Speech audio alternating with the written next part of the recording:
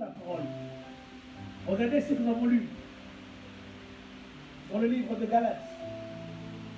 On ne se moque pas de Dieu. Ce qu'un homme aura semé, il va le moissonner. Ce que tu as semé dans ta vie, tu vas le moissonner. Je disais ici, pour que nous puissions être cet arbre planté près d'un courant d'eau, il faut qu'il y ait une semence qui a été plantée. Et pour que l'arbre puisse jaillir, pour que les fruits puissent être manifestés, il faut la terre, il faut de l'eau et il faut la semence. Jacques 1 au verset 21, verset 21 jusqu'au verset 25, la Bible dit: débarrassez-vous donc de tout ce qui salit, de tout ce qui reste en vous de méchanceté. Accueillez d'un esprit humble et docile la parole implantée en vous, car elle a le pouvoir de vous conduire au salut. Seulement, ne vous bornez pas à l'écouter, traduisez-la en actes, sans quoi vous risquez de vous faire illusion sur vous-même. En effet, si quelqu'un se contente d'écouter la parole sans y conformer ses actes, il ressemble à un homme qui observe son visage dans un miroir. À peine est-il parti qu'il a déjà oublié ce qu'il a vu et qui devrait être mis en ordre. Verset 25. Par contre, si quelqu'un scrute attentivement la loi parfaite qui donne la vraie liberté, s'il étudie assidûment, s'il vit avec elle et lui demeure fidèlement attaché, il en arrivera ainsi pour oublier, mais agir ponctuellement d'après ce qu'il aura entendu. Un tel homme trouvera le bonheur obéissant à la parole. Amen. La parole qui est plantée en nous donne la foi. Et cette foi libère une énergie qui pousse vers l'avant tous les désirs de nos cœurs. Lorsque la parole est plantée dans la vie d'une personne, lorsque la parole est semée dans la vie d'une personne, cette parole active la foi. Et la foi libère la manifestation. La foi nous permet d'agir parce qu'en nous, nous avons la parole. La Bible dit: montre-moi ta foi et moi je te montrerai ma foi à travers les œuvres. Lorsque tu as une parole qui émane de Dieu et que tu la reçois dans ton cœur et que tu la gardes comme étant une parole qui t'est attribuée, elle va produire en toi une énergie. Elle va produire en toi une capacité. Ton mode d'action va changer. La manière dont tu vas agir va changer. Parce que tu ne vas pas agir selon toi, mais tu vas agir selon la parole que tu as reçue. Tu vas poser des actes de foi. Tu vas poser des actes d'assurance que ce que tu es en train de faire est inspiré de Dieu. Et lorsque tu poses ces actes, c'est alors que l'œuvre se réalise. Amen. Lorsque la parole est semée, elle apporte une énergie, afin que la situation change et que les choses puissent être transformées. Frères et sœurs, le monde est fait par la parole de Dieu, n'est-ce pas? On est d'accord? Et nous voyons que tout ce qui existe par sa parole. C'est en ce que nous croyons. Et la parole de Dieu a une énergie de telle enseigne que la parole de Dieu a dit qu'il faut qu'il pleuve pour que l'homme puisse récolter. On est d'accord? Sans pluie, il n'y a pas d'arbre qui pousse, il n'y a pas de manguier, il n'y a pas de bananier, allez, je ne sais pas, de cocotier, avocatier, tout, poivron, je ne sais pas si on dit poivrontier, bon, il n'y a pas. Toutes ces choses n'existent pas. Il faut qu'il pleuve afin que la semence sorte et germe. Mais cette loi, cette parole qui a été donnée, est-ce qu'elle concerne que les chrétiens? On est d'accord? Elle concerne tout le monde. Chaque homme sur la terre qui plante de la fleur de pajot qui sert à faire la cocaïne, ou qui plante un rosier, un manguier, s'il pleut, sa plante va germer. Ce n'est pas parce que lui seulement a planté, mais parce qu'il y a une parole qui a été libérée. Il a capté l'énergie de cette parole, il a cru en cette parole et a fait produire quelque chose. Amen. J'irai encore plus loin. Aujourd'hui, dans le monde des affaires, et parmi beaucoup de livres d'entrepreneurs que j'ai pu lire, je vois beaucoup certaines pensées bibliques. Celles par contre, de donner pour recevoir en retour. Dans un livre que j'avais lu, Père riche, Père pauvre, l'homme qui a écrit le livre raconte qu'il avait deux pères. Un, son père biologique, qui était considéré le père pauvre, malheureusement, et son père, on va dire spirituel, financier, qui était un homme riche. Et le père riche, bien qu'il n'allait pas à l'église, mais il disait qu'il ne manquait pas sa dîme. Parce que la dîme participait à son évolution financière. Amen. Bien qu'il n'allait pas à l'église, ce n'était pas un chrétien ardu qui tous les dimanches, non. Mais sa dîme ne manquait pas. C'est-à-dire que les hommes, certains hommes ont compris qu'il y a des lois universelles. Et si tu en captes l'énergie, cette énergie va produire quelque chose dans ta vie. Parce que ce sont des lois réservées à tout le monde. Amen. Est-ce que je parle à quelqu'un? Ce n'est pas des lois réservées seulement aux enfants de Dieu. C'est des lois qui sont réservées à tous. Et si tu arrives à capter, à comprendre cette loi, l'énergie qui est attachée à cette parole produira dans ta vie. Et c'est ce que fait beaucoup de non-croyants. Ils posent des actes et ils voient leur vie avancer. Pas parce que Dieu est avec eux, mais parce qu'ils ont capté l'énergie d'une parole qui était libérée. On arrive, on avance. Ils ont capté l'énergie d'une parole qui a été libérée. Et ils vivent sous l'énergie de cette parole. Ça ne veut pas dire qu'ils seront sauvés, non. Car Dieu fait grâce à tout le monde. Mais ça ne veut pas dire qu'ils connaîtront le salut, non. Mais ils vivent parce qu'ils ont capté l'énergie d'une parole. Est-ce que tu comprends ce que je suis en train de te dire? Il y a des hommes et des femmes qui ne sont pas en alliance avec Dieu, mais ils utilisent ce qu'on appelle les lois universelles. Mais ces lois-là ne viennent pas des hommes. Amen. Si ces lois fonctionnent, c'est parce que c'est une loi divine. Amen. On appelle ça une loi universelle parce qu'aujourd'hui on ne veut pas mettre Dieu en avant. On ne veut pas rendre gloire à Dieu. Mais beaucoup de ces lois qu'on dit universelles, ce sont des lois de Dieu qu'il a établies. Et les hommes ont capté ces lois.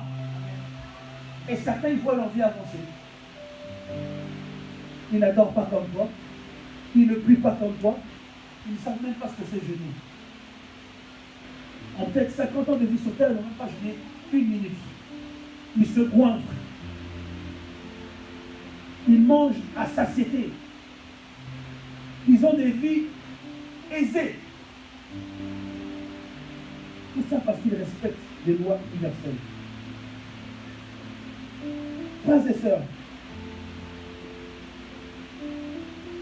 lorsque toutes les choses sont alignées pour que la parole de Dieu se manifeste, elle se manifestera. Lorsque la personne agit d'une certaine façon pour une certaine cause, comme la parole le dit, elle recevra les résultats ou les récompenses. Parce qu'elle a aligné les choses qui fait avancer et qui fait jaillir les promesses de Dieu. Frères et sœurs, la Bible dit que la parole de Dieu est vivante. Elle donne la vie. Il est impossible de réussir sans elle. Si la parole de Dieu est vivante et qu'elle donne la vie, comment pourrions-nous réussir sans elle? Il n'a pas dit la vision. Il n'a pas dit la révélation, mais la parole. Il ne peut y avoir de vision sans parole. Il faut associer ta vision que tu as reçue à une parole. Frère, c'est ça, tu ne peux pas te contenter. Oh, ah, Dieu m'a parlé, hein. Ah, Dieu m'a montré, je vais être un homme puissant. Ah, Dieu m'a montré, je vais être une femme puissante. Ah, Dieu m'a montré, je vais voyager dans le monde. Mais en vertu de quelle parole ces choses vont s'accomplir? Sur quelle parole va t'appuyer? Tu vas t'appuyer lorsque le vent va souffler dans ta vie et qui va te dire, mais tu te trompes, tu ne vas jamais voyager. Sur quelle parole? Frères et sœurs, ce n'est pas en disant, ah, Dieu a dit, Dieu m'a montré. Non, il faut des paroles qui proviennent de lui. Lorsque je parle de paroles, je ne parle pas des paroles que nous inspirons parce qu'on veut bien parler, on a un bon discours, on a un bon vocabulaire. Non, je parle des paroles qui sont puisées dans la parole de Dieu, dans les lois de Dieu. Des paroles qui proviennent de lui, qui ont l'énergie et la vie pour amener à l'existence ce qui n'existait pas encore dans ta vie. Amen. Frères et sœurs, il faut que nous puissions constamment arroser notre vision, arroser la révélation de Dieu par des paroles. Vous savez, lorsque Dieu te montre quelque chose, il y a toujours une parole qui est attachée à ce qu'il t'a montré. Mais le problème, c'est que n'ayons pas les yeux, le cœur dans les Écritures, on n'a pas cette parole. Alors on s'attache seulement à l'aspect de la vision. Et vous savez, une vision, elle s'évade, hein? Elle s'évapore. Parce que un mois, 2 mois, 1 semaine, 3 semaines, la chose ne s'accomplit pas. Tu vas même oublier ce que Dieu t'a dit. Tu es dans ton quotidien. Mais lorsque tu as constamment tes yeux plongés dans la parole de Dieu, la vision ne peut pas quitter ton esprit. Amen. La vision ne peut pas s'éloigner de toi. Car tu l'as constamment réveillé, constamment alimenté par le feu de la parole de Dieu. Chaque parole que tu liras va mettre un coup de boost. Tu peux lire un verset. Il n'a rien à voir de ce que tu as vu, de ce que tu as lu, de ce que tu as vu. Mais dans ce que tu lis, Dieu peut susciter une parole. Tu vas dire, ah, ça c'est pour moi. Et c'est en accord avec ce que j'ai vu. Mais pourtant, si on voit l'histoire dans son naturel, il n'y a pas de lien. Mais lorsque l'esprit entre en jeu, l'esprit se crée un lien lorsqu'il n'y a pas de lien. Amen. Est-ce que je parle à quelqu'un? Amen. Ce n'est pas n'importe quelle parole.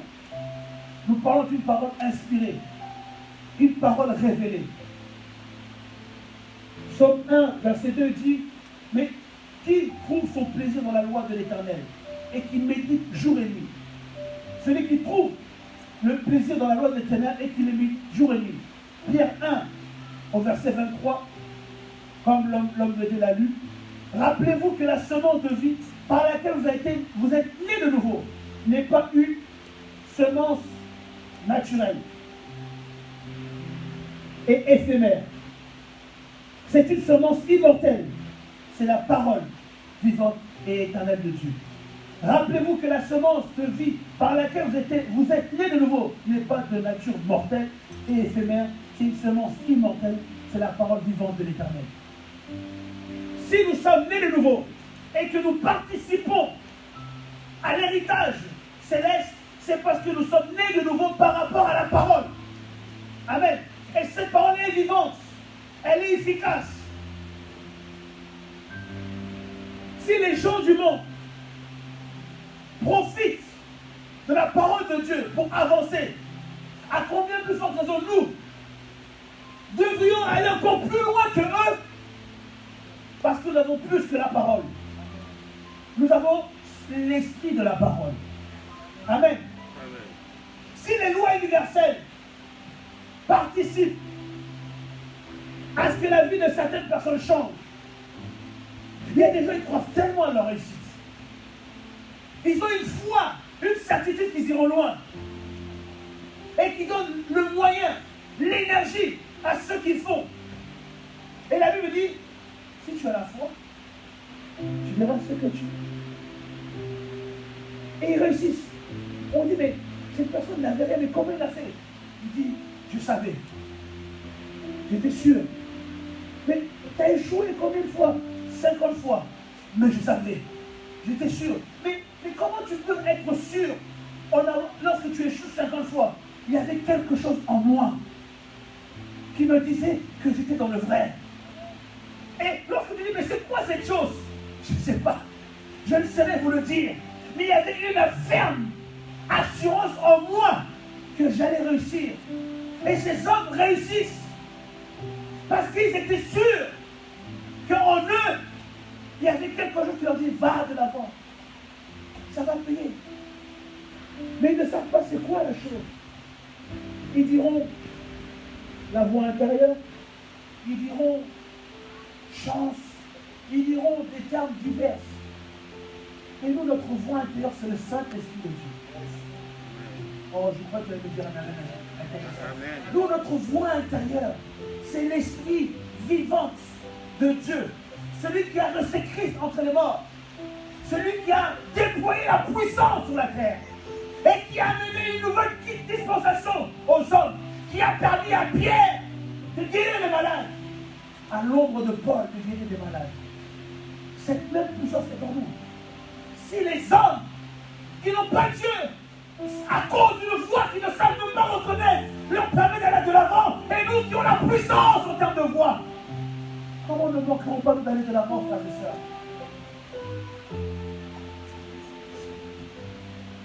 Il faut que tu comprennes. Il suffit que tu captes cette parole que Dieu t'a donnée. Il suffit que tu puisses t'en saisir. Que tu puisses t'accaparer. En ce moment, frères et sœurs, je ne suis pas trop dans la lecture de la Bible. Comme d'habitude, je ne fais que relire certains versets. En ce moment, je fais que ça. Parce que je me suis approprié ces versets. Et lorsque je le lis pas en disant un tel marchait sur la rue et il a vu, non.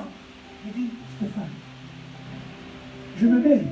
Cette parole n'est plus la parole de la personne qui l'a écrite. Elle devient ma parole. C'est la parole que Dieu m'a envoyée. Afin que je puisse maintenir cette dynamique, cette dimension dans ma vie. Pour que je puisse aller de l'avant. Pour que je puisse voir les promesses se réaliser, je dois garder mes yeux fixés sur la vision.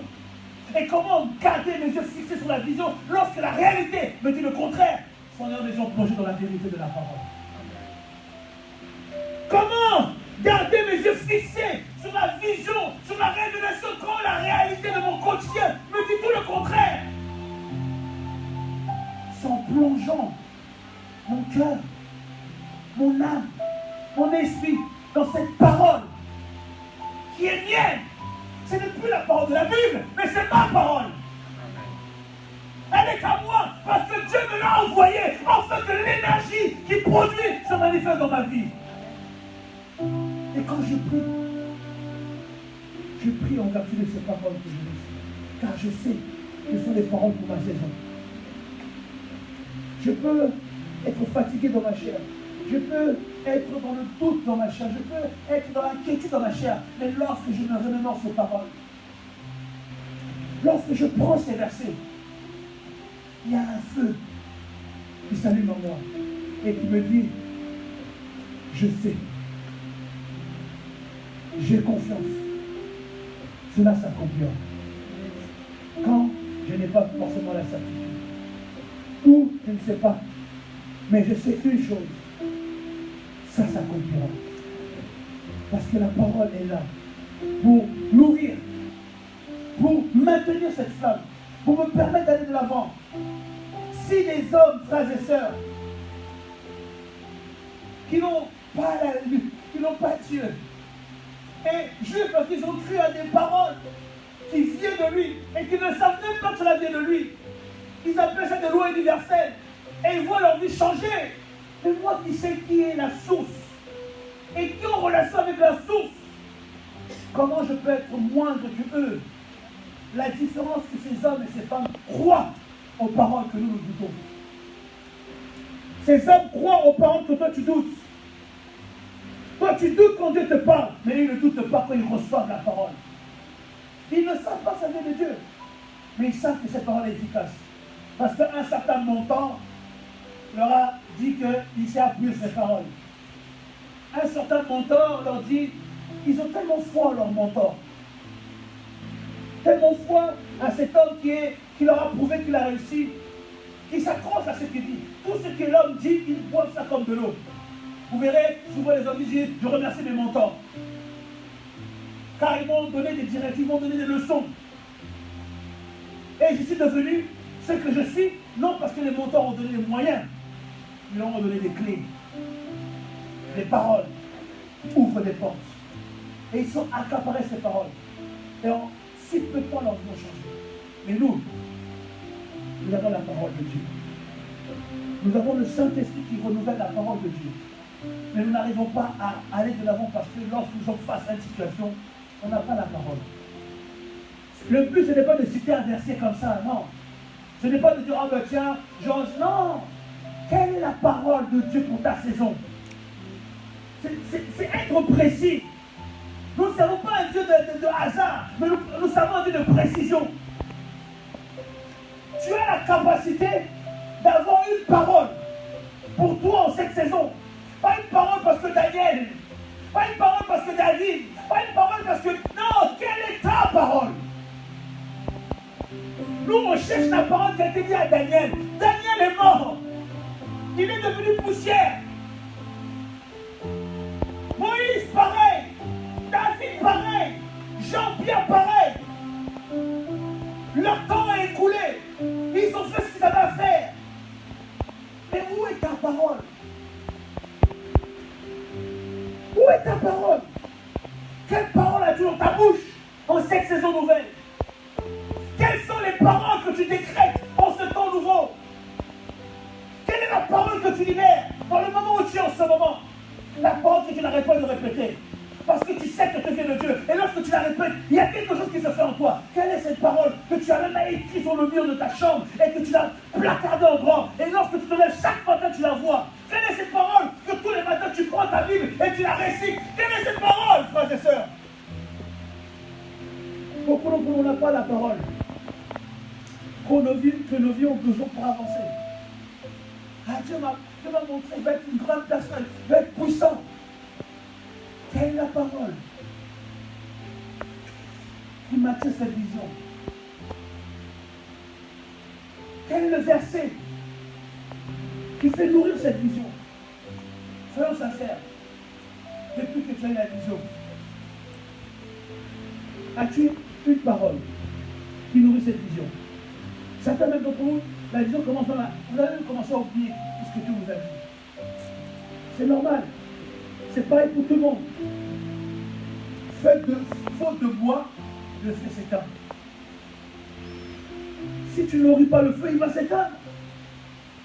Quelle est la vision? Quelle est la parole qui nourrit ta vision? Vous croyez que les 6 mois vont changer parce qu'on a jeûné? Si c'était le cas, on n'a pas besoin de parole, on n'a pas besoin de la Bible, il suffit de jeûner et de le faire. Vous croyez que les choses vont changer parce qu'il y a une onction particulière une fois que nous avons prié et Dieu nous a ouvert? Non. Quelle est la parole? Quand au commencement était la parole avec Dieu, la parole est Dieu. Donc il ne peut y avoir de commencement sans parole. Amen. Pour qu'il y ait commencement, il faut qu'il y ait la parole. Frères et sœurs, Colossiens 3, verset 16.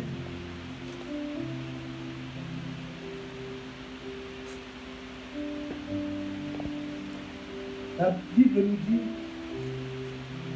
que la parole du Christ réside et vive au milieu de vous dans toute sa richesse. Je m'arrête là. Que la parole de Dieu réside et vive. Il y a 2 mots. Qu'elle soit présente et qu'elle soit vivante. Qu'elle soit là, mais pas seulement là, mais qu'elle soit vivante. Lorsqu'on met l'accent sur la parole de Dieu, il faut que déjà d'une, elle soit là. C'est la première des choses. Donc on ne peut pas faire sans la parole de Dieu. Mais il faut qu'elle soit là de manière à apporter la vie. De manière qu'elle soit réelle, efficace pour quelqu'un. Il ne suffit pas de la voir. Il faut avoir la parole de Dieu vivante. Tout le monde a des Bibles.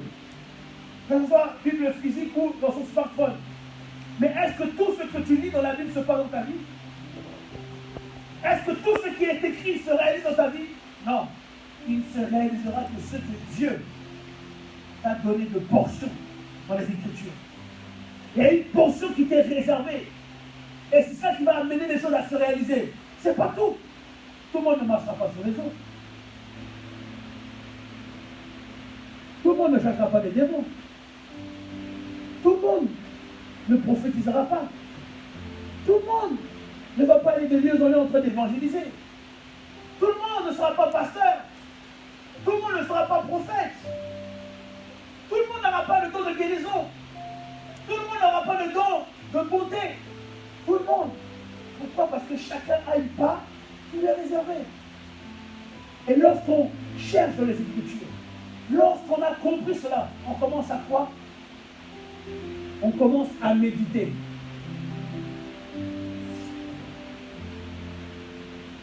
Je me sens fatigué. Je vais faire ma conclusion.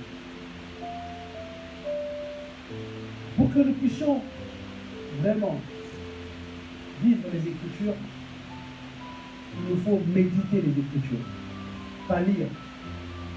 Il y a une différence entre ceux qui lisent la Bible et ceux qui méditent la Bible.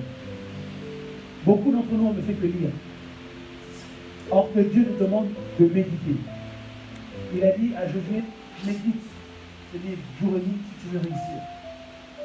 Il a dit encore dans le livre que je lis, dans le livre de Psaume, que cet arbre-là, pour que cette personne puisse être cet arbre qui porte des fruits, elle doit méditer la parole jour et nuit. Méditons. Êtes-vous posé la question, quelle est la différence entre méditer et lire? Êtes-vous posé la question? C'est quoi la différence? Qu'est-ce que Dieu entend par méditer? Pourquoi il ne dit pas simplement lire? Je lis la parole, c'est bon. Non. Dieu ne veut pas que nous puissions lire la parole, lire les Écritures, mais que nous puissions méditer. Il faut que nous puissions changer de dimension dans notre approche des Écritures. La parole de Dieu a besoin de vivre, elle a besoin d'exister. Elle n'est pas faite pour rester parole, mais elle est faite pour être manifestée.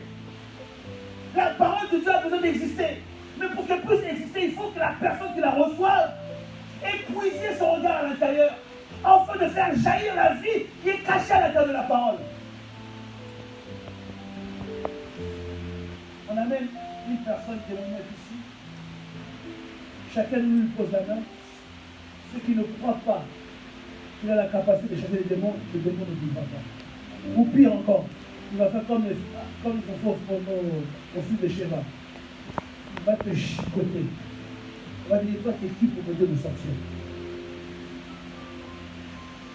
Ces gens-là, ils ont pris ce que Paul a fait pour reproduire. Ils ont fait une reproduction. Des choses qui ne se reproduisent pas. Les démons, ils ont chicoté. De telle enseigne que on les a tabassés. On les a chicotés. Ils sont ressortis de là défigurés. Parce qu'ils n'avaient pas l'autorité en eux. Ils chassaient les démons sans être sous l'autorité de la parole. Vous voyez ce que ça fait quand tu n'es pas sous l'autorité de la parole et que tu l'apprends? Ça, ce n'était pas une parole universelle. C'était une parole destinée aux élus de Dieu. Amen. Lorsque nous méditons pas les paroles universelles, mais nous méditons les paroles qui sont destinées à une race, à un peuple bien défini. Ceux qui sont appelés de Dieu pour vivre selon les promesses de Dieu. Amen. Lorsque nous méditons les Écritures, ça va plus loin que les lois universelles. Les lois universelles sont pour tout le monde. Mais la méditation de la parole de Dieu est pour les élus de Dieu. Et c'est là qui doit être la différence entre nous Et ceux du monde profitent des lois universelles. Mais nous profitons en plus des lois universelles, c'est de Dieu. Nos limites doivent être plus grandes. Notre manière d'agir doit être plus excellente. Notre capacité d'être doit être, comment dire, enviée. Le monde doit nous envier. Allez dehors, dites que vous êtes chrétien. Dites qu'il y a une église ici. Si dans les 50 personnes que tu vas voir, il n'y en a pas 10 qui t'insultent. Il n'y a aucune envie, il n'y a pas d'envie d'être chrétien. Parce que l'image qu'on projette au monde n'attire pas. On veut être Beyoncé, on veut être Jay-Z, on veut être Fali, on veut être, je ne sais pas moi, Craig David, ceux qui connaissent. On veut être Dadju, ouais, à la mode, on veut être Dadju, on veut être, parce que ces gens-là ont une image qui plaît, des stars, on les adule, on envie leur vie.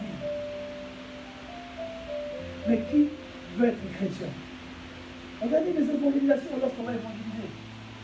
J'étais invité à l'église. Combien de personnes viennent lorsqu'on évangélise? Combien?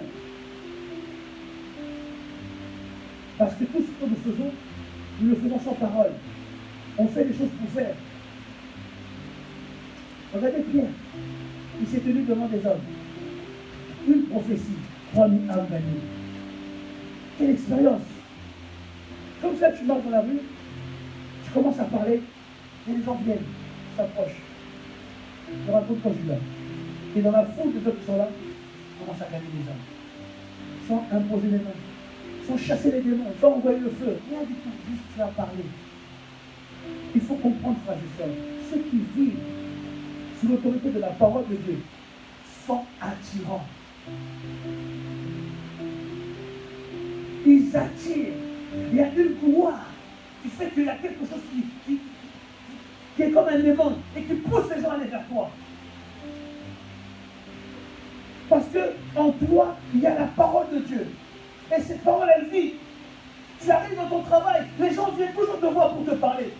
Ils te racontent leurs problèmes. Ce n'est pas que tu es plus intelligent que les autres ou que tu es... Non, tu as quelque chose qui les attire. La parole de Dieu de toi est vivante. Elle fait que les gens viennent toujours vers toi. Tu verras que tu vas dans des endroits, partout tu vas faire des privilèges. On te donne toujours des accès que les autres n'ont pas. C'est la gloire de Dieu, c'est la grâce de Dieu, la parole de Dieu qui agit en toi. Tu vas quelque part, tu es dans la foule, il y a plein de monde. Oui, vous là, venez, passez devant.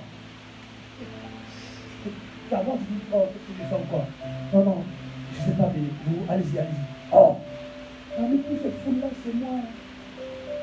Je suis quelqu'un d'excellent. Non, la parole vivante en toi. Elle agit. 10 000 CV, 5 000 CV, 1000 CV, 100 CV. Il y a des gens plus diplômés que toi. On t'appelle, votre candidature a été reçue. Tu n'es pas plus intelligente. La grâce agit. Juste ton nom.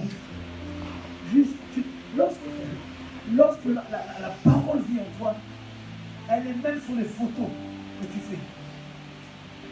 Parce que ce n'est pas une question de présence physique seulement, mais tout ce qui est attrait à ta personne dégage la présence de Dieu. Une personne peut venir t'envoûter, elle prend une veste qui est à toi, elle sait que ça va toucher, on va se brûler, parce que ça t'appartient. On va te mettre du poison, le poison n'aura point d'effet, parce que lorsqu'il rentre dans ton corps, ça le neutralise. Tout ce que nous sommes en train de faire, tout ce qui nous appartient, la Bible dit, tout lieu où fouleront la plante de vos pieds, je vous donne en possession. C'est-à-dire que tout ce qui nous appartient est sous l'affectation de la parole qui régit ma vie. Partout où je suis, partout où je vais, là où je rentre, là où Dieu m'envoie, pas là où je vais par orgueil, par sentiment, non, là où Dieu m'envoie, je vais là-bas la tête, et non la queue, parce que je viens avec un mandat. Et cette parole donne l'ordre à tout ce qui est autour de se disposer pour moi. Et vous verrez que même ceux qui vous combattent au début finiront par se calmer. Soit on va les virer, soit ils vont se calmer de eux-mêmes. Parce que là où tu es, c'est Dieu qui t'a placé. C'est ça qui fait la parole de Dieu. Lorsque tu as une parole et que tu vis sur la parole, elle dégage.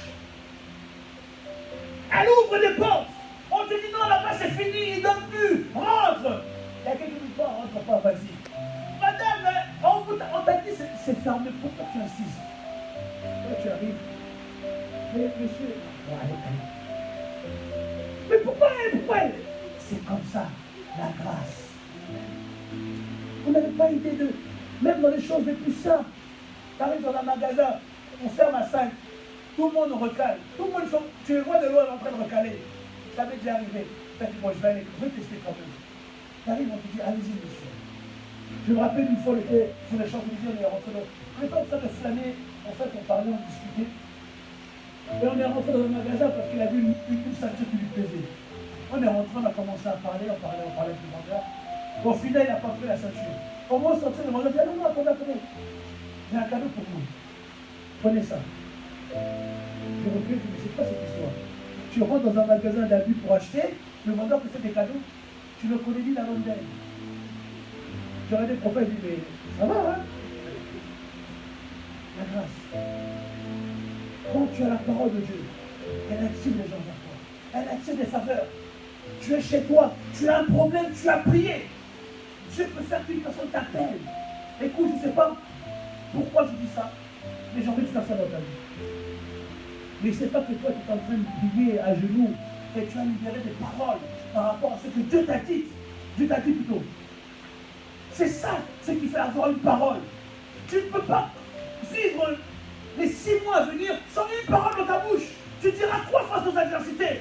Quelle parole tu vas libérer? Quand tu te nourris, la parole produit en toi une énergie, et l'énergie produit la vie. Mais quelle parole as-tu pour que la vie règne dans ta vie? Ah, moi, la vie n'avance jamais. Ah, je ne comprends pas. Toujours des combats. Voilà les paroles que tu as. Les paroles défaitistes. Tu peux être touché. Ça arrive. Mais ne sors jamais les paroles. Ils sont au contraire de ce que Dieu a dit pour toi.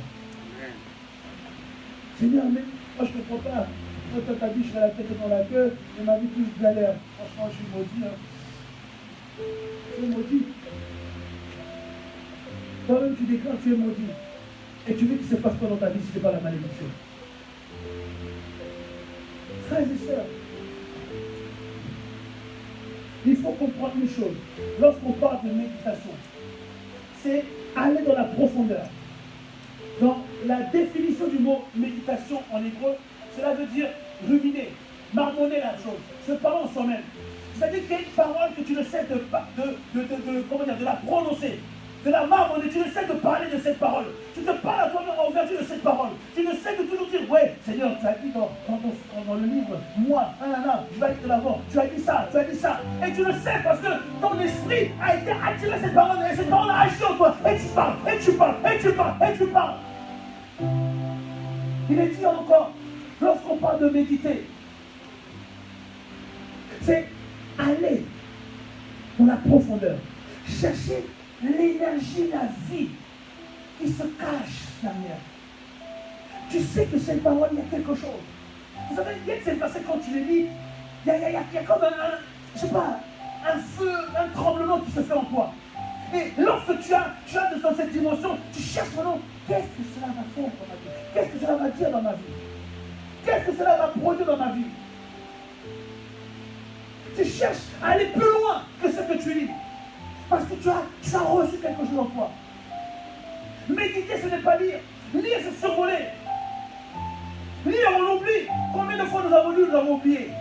Combien de livres tu lis, mais tu oublies même l'histoire. Parce que tu as fait de lire. Mais ce que tu as médité, c'est des choses qui t'ont nourri. Et il y a une phrase que j'aimais, elle est vraiment excellente. Il faut aimer pour mieux comprendre et de comprendre pour mieux croire. C'est avant tout un effort de représentation de ce que tu as médité. Quand tu dis que Jésus allait de lieu en lieu et guérissait les malades, ça tu l'as lu. Méditer, tu commences à entrer ça dans ton esprit. Et tu le vois ce Jésus. Bon, Jésus, il allait à Cheuil, il a guéri. Il est allé à Bondy, il a guéri. Bon, moi j'habite à la maison Alfort. Et c'est bien.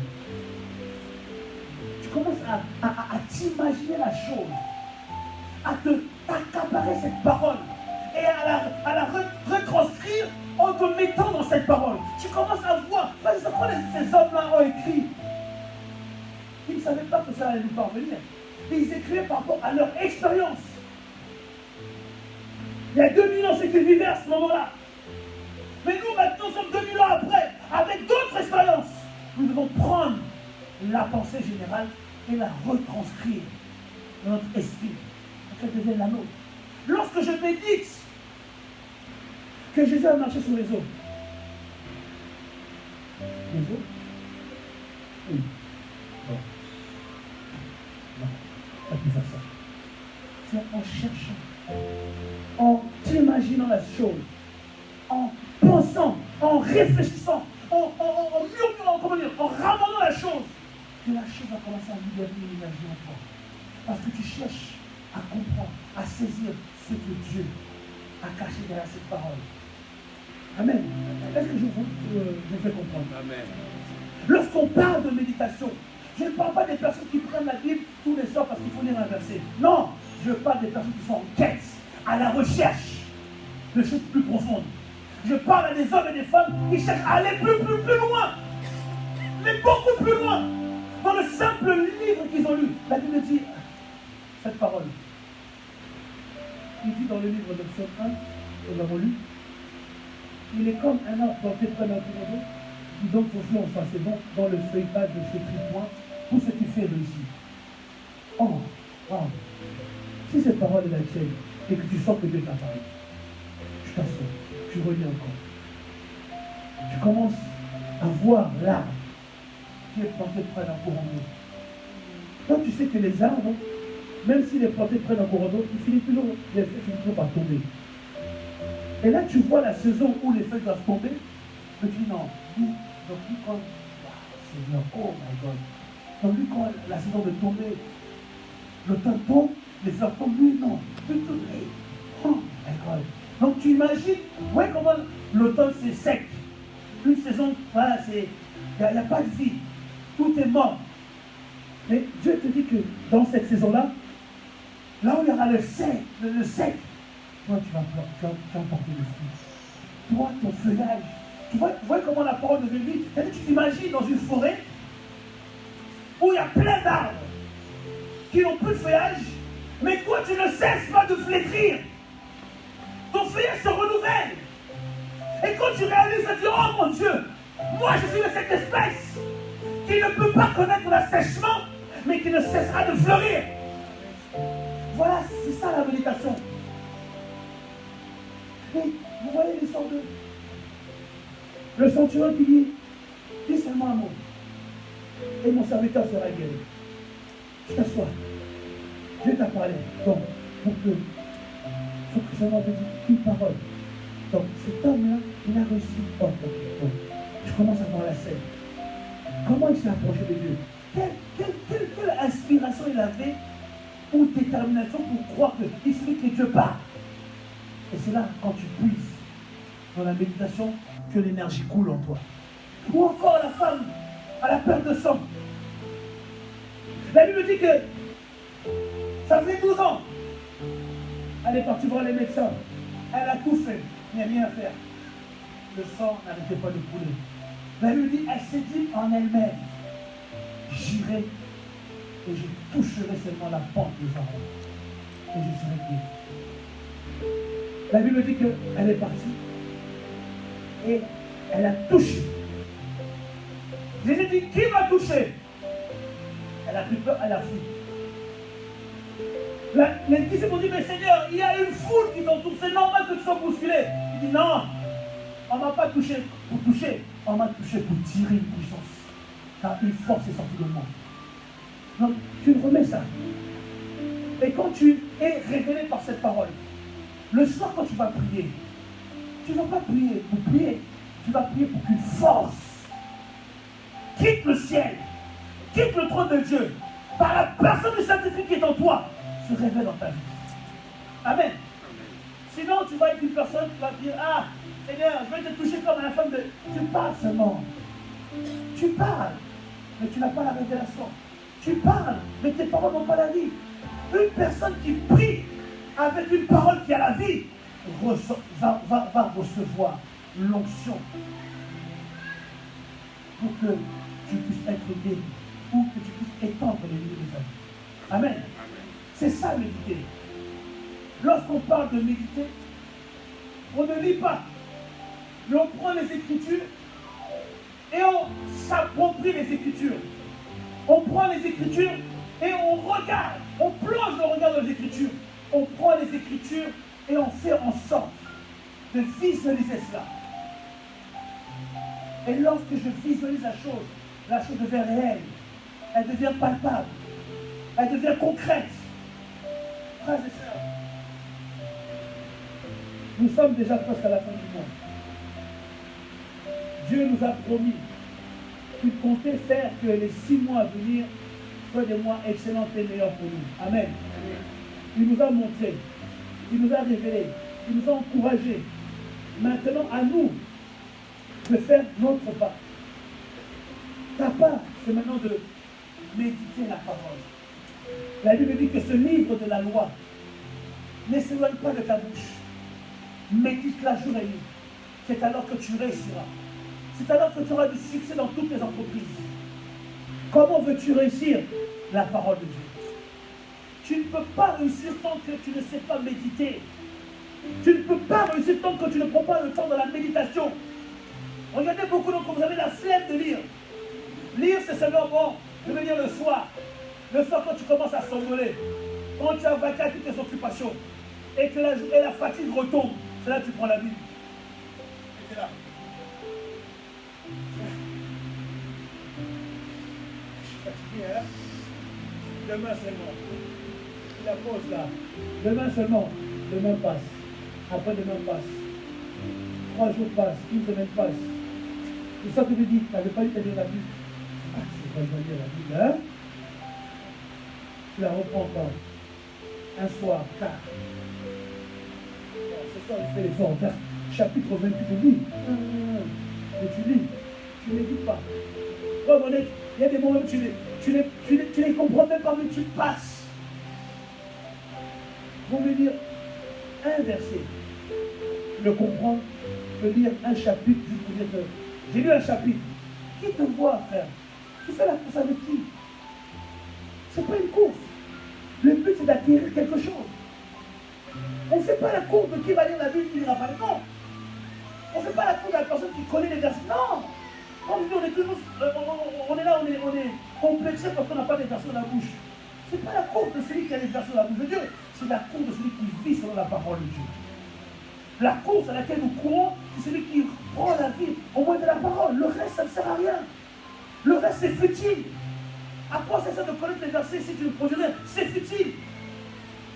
Tout ce que nous faisons qui n'a pas la vie, ça ne sert à rien. Est-ce que je parle à quelqu'un? Frères et sœurs, j'écoutais une prédication d'un homme de Dieu que j'aime énormément. Et il disait, il n'y a que lorsque tu es lassé, fatigué de quelque chose change. Tant que la situation dans laquelle tu es ne te fatigue pas, tu n'en as pas marre, tu n'es pas fatigué de ça, ça ne va pas changer. Mais lorsque tu es épuisé d'échouer, tu en as marre de faire des mauvais choix, tu en as marre de tomber, tu en as marre de rater, tu en as marre d'être toujours dans la galère financière, tous les mois, c'est épuisant. Tu n'as pas créé pour que tous les mois tu dis, ah comment j'ai payé le loyer, ah comment j'ai payé les ça, comment je vais faire ça. C'est pas ça la vie. Tu n'as pas appris pour tous les mois, tu as mal au ventre, tu as mal au dos. Tu n'as pas appris pour que tout le temps tu sois limité. Certains ne savent même pas ce que c'est partir en vacances. Ils ne connaissent pas. Pourquoi? Parce que le budget est tellement limité que partir en vacances, c'est comment dire, c'est un rêve. Ce que certains ne fait aucun effort, pour certains c'est un rêve. Oh, je rêverais faire ça. certains, ceux que toi tu rêves, le réalisent tous les jours. Pourquoi? Parce qu'ils n'ont pas de limite dans leur vie. Tant que tu n'es pas fatigué, les limites vont être là. Parce qu'en vrai, elles ne te dérangent pas. Mais le jour où tu es las, fatigué d'avoir des limites, tu vas te bouger. Et tu vas faire bouger les choses. Tu ne peux pas réussir parce que tu viens à l'église. Frères et sœurs, je ne veux pas devoir. Je ne serai jamais le prédicateur des chrétiens, comment dirais-je, endoctriné ou sous la tutelle d'un pasteur, esclave d'un homme de Dieu. Ça n'existe pas. Vous avez été libérés par Jésus pour vivre une vie libre. Et qui dit libre, vous ne dépendez que de vous-même. Je crois qu'elle allait dire amen. Tu dois dépendre de toi, pas d'un homme, pas d'une femme, mais de toi parce que Dieu est en toi. Pas toi parce que tu es capable, mais parce que le Dieu qui rend les choses capables est en toi. Tu dois dépendre de ça. Mais comment dépendre de Dieu tant que tu n'es pas libre, tant que tu es limité? Nous devons changer et permettre à Dieu de manifester ses révélations dans nos vies. Nous avons reçu des révélations. Permettez que cela se réalise. Dieu te dit, permets-moi de réaliser cette grande